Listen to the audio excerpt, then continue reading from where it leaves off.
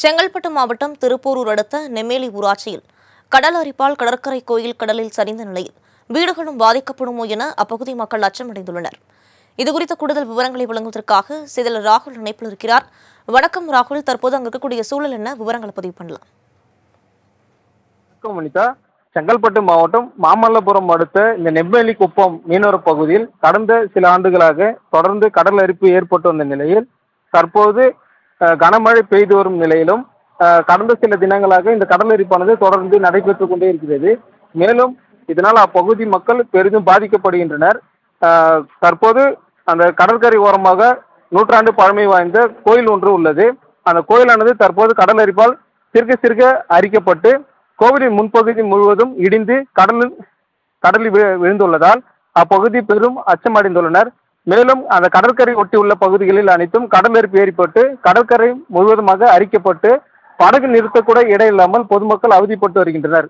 இந்த கடல் அரிப்பானது மீண்டும் தொடரும் நிலையில் தங்களது வீடுகளும் பாதிக்கப்படுமா என பொதுமக்கள் அச்சப்படுகின்றனர். இதனால் அப்பகுதி மக்கள் தமிழ்நாடு அரசிற்கு தூண்டில் வளைவு அமைத்து தர வேண்டும் என ஆண்டுதோறும் கடல் அரிப்பு ஏற்படும் போது கோரிக்கை வைத்து வந்துள்ளனர்.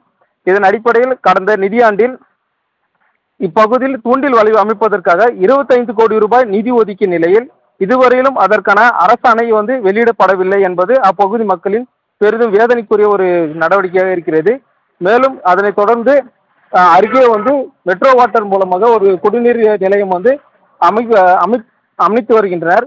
அவர்களிடம் பொதுமக்கள் கோரிக்கை வைத்ததின் பேரில் தற்போது 40 மீட்டர் தூரம் வரை நேர்கல் சுவரானது அமைக்கப்பட்டது. ஆனால் இருந்தும் அந்த நேர்கல் சுவர் தாண்டி தற்போது கடல் அரிப்பு ஏற்பட்டுள்ளதால் பொதுமக்கள் மீதும் அச்சப்படுகின்றனர்.